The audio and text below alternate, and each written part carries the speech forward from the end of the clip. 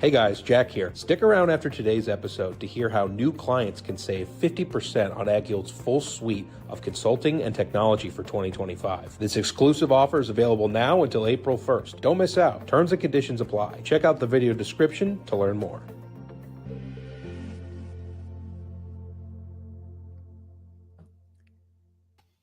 Good morning, everybody. It's Friday, March 21st, and this is the AgYield War Room. Dan Dempsey, and I'll be moderating today's session. As always, if you get any questions or comments, please feel free to drop us a line in the chat area, and we'll be sure to get to it during the show. Quickly here, overnight markets have May corn down 3/4 at 468 1/4. May soybeans were down a penny and 3/4 at 10.11 1/4, and May Chicago wheat was up a penny at 558 1/4. No export sales announcements here this morning. One thing to point out, we got a little bit more guidance yesterday on the ECAP payments that are due to start going out. For corn, when you factor in the first 85% that'll be paid out, comes out to $36.47. And there's also, it's been reported that seed corn acres will qualify as well. So good sign there for corn growers. Beans, 85% on the first payment will be $25.30. So be sure to get in touch with FSA. I know the forms are going out. We'll get you all set up in the process rolling for that. So with that, guys, not a whole lot of otherwise fresh news here this morning. Just going to put a bow on the week. Ben, maybe a few thoughts on what you've seen this week, and then we'll throw it around the room. Yeah, just on corn, a recap for the week. Pretty heavy selling, sub 60, right against the 200-day moving average around 55, 56. That all got digested yesterday. We were able to get above the 100-day and tap the 20-day. And the 50-day would be the next place in May around 85. But we're still just slapping around in a range and call it 55 to 70, 55 to 72 until we get out of that. Probably a lot of white noise. Soybeans below all major moving averages, but just trading sideways between, whatever you want to call it, $10 and $10.20. It's not a real exciting trade. Intraday is, a couple cents, 2 cents, 3 cents in corn. Once we settle in, it's been, and 5 to 6 cents in beans. So it's a really just kind of slow, methodical trade.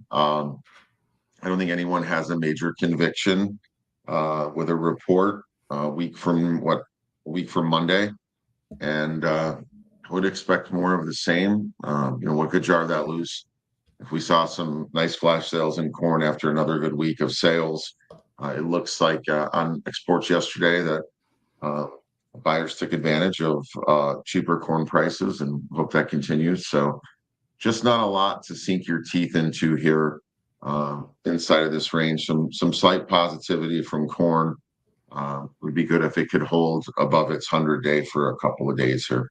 So, sure, yeah, it does feel like we're kind of coming into a slower, choppy trade, as you mentioned. Just we'll continue to digest private estimates there next week, and you're always susceptible to see maybe some position squaring ahead of a big report. We got April options going off here today. Dustin, what are your thoughts to wrap the week?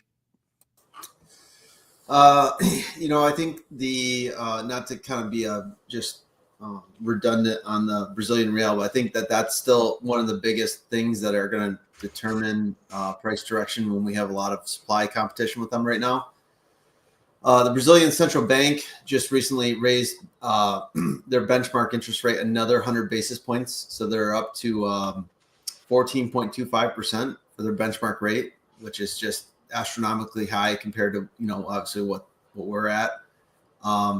That's a huge increase for the last 5 sessions that they've, they obviously had a huge problem last year, worst performing major currency of all major currencies, down 22% on the year.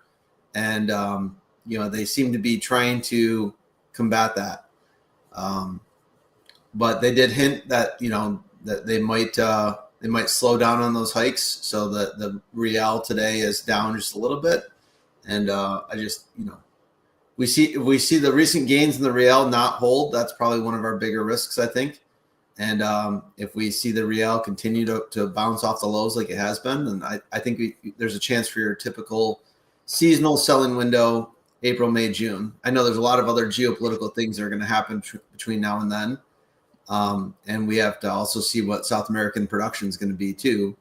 If there's a good weather, bad weather for safrinha corn, that can change the scope as well.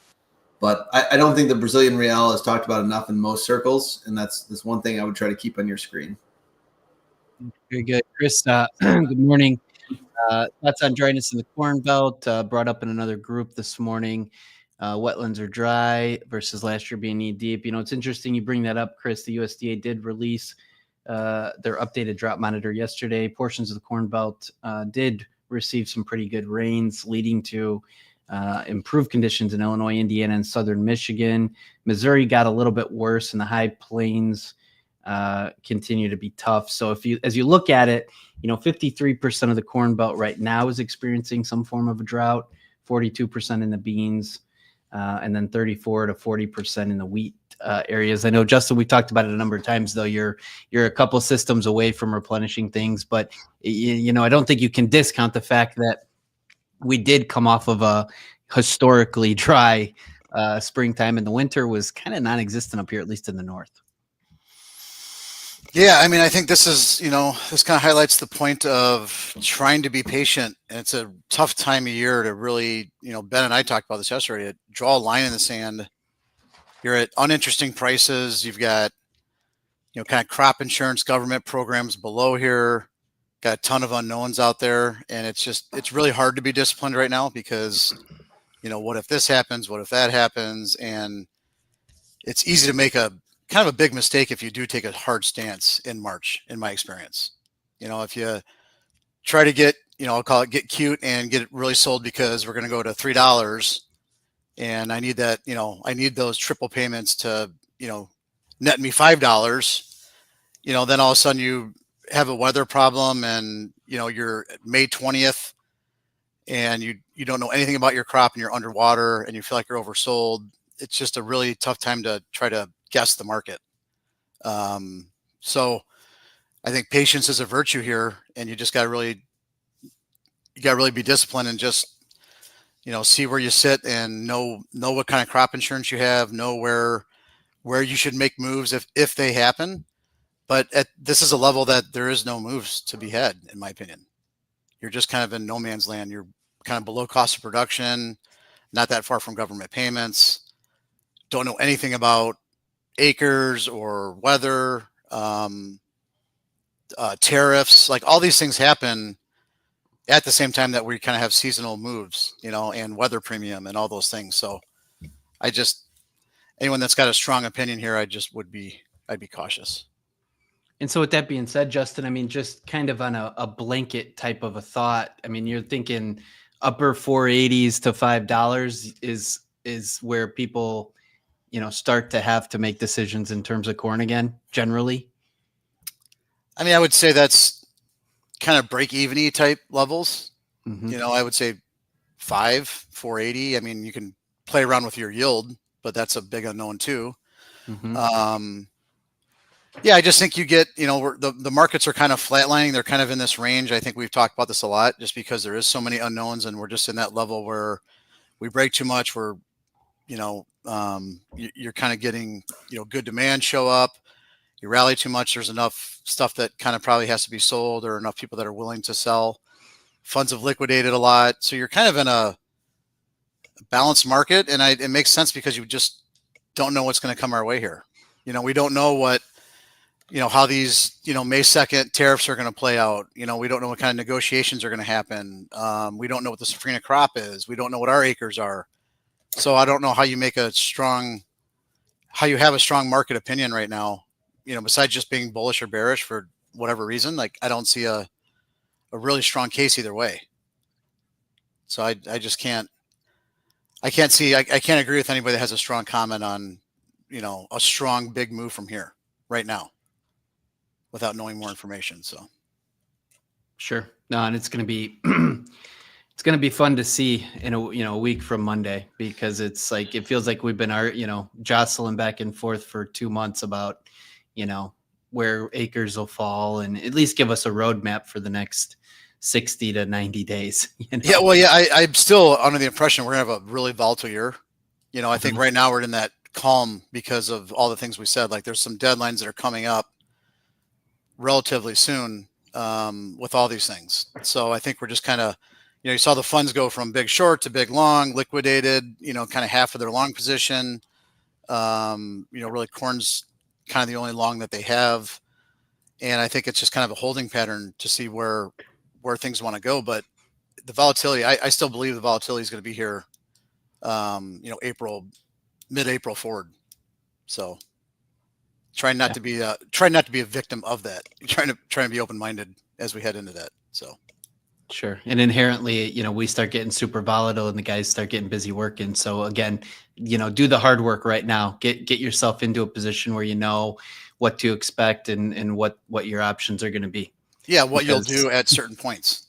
Right. So, and we've seen it like, years, like actually a lot of years, if you look at, call it 2014 through 19, where you had really volatile moves that happened over a 2-week period and that was over.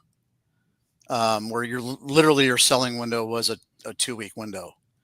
So it wouldn't surprise me to have something like that too. It might be, I don't even know what the prices would be, but it wouldn't surprise me to see a 520 plus move in new crop corn but not last long, or who knows what that could be. But you kind of have to have those. If the market does this, what am I going to do? If it does this, what am I going to do? It's not a good time to put your head in the sand probably when we do have big moves these days, because it's so, as you can see, the funds can move on a dime, the money can move quick. So you kind of have to be ahead of it. Yep. Very good. We've got a couple of minutes here. We'll transition to a very, very exciting market, Rylan. New highs across the board in cattle, and hogs kind of struggling a little bit this week with poor exports. But what do you got for us to wrap the week? Yeah, it's just been a little March Madness, it feels like, in the cattle complex. You got just new contract highs across the board. You haven't even seen any cash trade yet, but expectations are obviously in the sky, with the board sitting around that 208 level. So, 208 plus is, I think, what everybody's expecting. We got the cattle on feed report today. Market doesn't seem to be too concerned, especially just after yesterday. You had a 9,300 increase in open interest. So there's a lot going on right now. Obviously, it's a seller's market here for the most part, but on the other hand, it does feel like managed money is really kind of dogpiling back in. But we'll get more information about that today. So still just eyes on cash in the report here today. Expecting on-feed inventory at 98.3, placements at 85.4, and marketings at 92. So yeah, cattle's really been the star of the show. Obviously we're getting into some technically overbought territory, but at this point, I think just like I said, it's kind of a bit of a waiting game to see what kind of information we get going into this weekend. But the hogs just seem rudderless right now, just choppy, two-sided trade. There's really not much to say here. It just feels like we're kind of stuck in this time frame, where there's just kind of a lull. Feels like the market could really kind of go either way from here if we do see a seasonal uptick in demand. But obviously April futures are trading just right below that 40-day, and it seems most of the interest, especially the net longs in the market, are still kind of actively moving into June. Just that kind of good seasonal time frame, better demand, grilling season kind of trade. So just feels like everybody's sitting around waiting for some good news, and maybe there's going to be something down the line with some more tariff discussions in April. But overall, yeah, it just seems like we're just kind of sitting here languishing. Very good. Well, we made it, guys. Another week in the books. This Fun Fact Friday is special for some. It's paying the piper for others. But we're going to handle it with dignity. So, Bri, why don't you take over Fun Fact Friday today? Oh, thanks, Dan. Happy full first day of spring Friday, as spring arrived yesterday morning at, I think, 4 in the morning, and most of us waking up with snow on the ground. So hopefully warmer weather is in store for us. And as Rylan said, spring also brings us March Madness, which began yesterday with a few upsets, and I'm assuming more to come over the weekend. The odds of a perfect bracket are 1 in 9.2 quintillion. So good luck with that. The last guy that got close was in 2019. He got the first 49 right, and then Purdue tripped him up in the Sweet 16. So that kind of hurts here. Yeah, I feel it. Yeah. Spring also means the beginning of golf season here in the Midwest. A couple funny facts about golf. St. Andrews, the home of golf, has bunkers because wild rabbits dug up the land. So the golfers were like, well, we'll just call them hazard. So next time you're on the beach, blame Bugs Bunny on those. So the standard hole size is 4 1/4 inches. And we can blame the Scots on that. In 1829, they used a pipe, which is the exact width of a beer can to make the holes. So golf's basically been a drinking game since day one. Dan, would you like me to read the official statement, or would you like me to kick it back to you?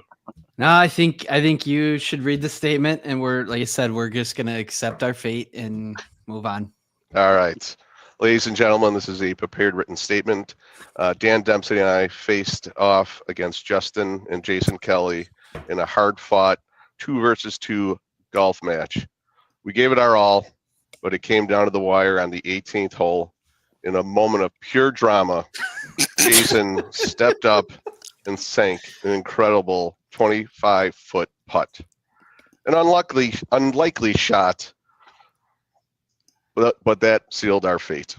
I should also mention that I nearly took out a few innocent bystanders with my wicked left slice. A swing so wild, it had us all ducking for cover. And poor Dan, he took this loss about as well as Hillary Clinton did in 2016, which is to say, not gracefully.